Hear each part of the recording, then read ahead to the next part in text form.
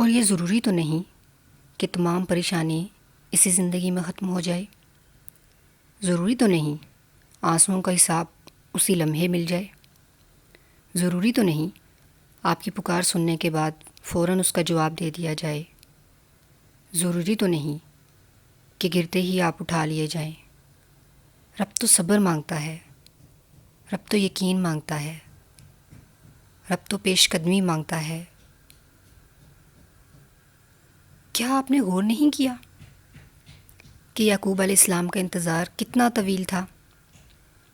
کیا آپ نے نہیں جانا کہ یوسف علیہ السلام کی ساری عمر جدائی میں گزر گئی؟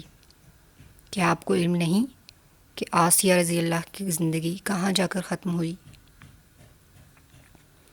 مایوس ہونے والے یہ کیوں نہیں یاد رکھتے کہ یہ دنیا مقام فنا ہے؟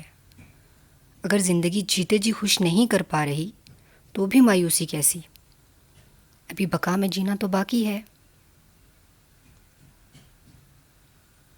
بس دل کو بہادر ہی تو بنانا ہے. رب سے یہی تو کہنا ہے کہ اے میرے رب، اگر تیری یہی رضا ہے تو تیرا گنہگار بندہ حاضر ہے. جیسے تیری رضا، اسی میں دل کا اطمینان پوشیدہ ہے.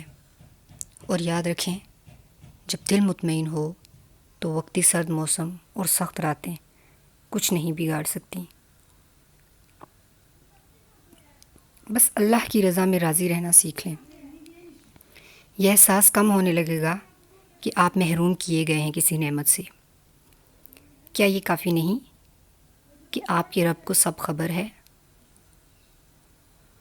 وہ اپنے بندوں پر کامل اختیارات رکھتا ہے اور دانا اور باخبر ہے.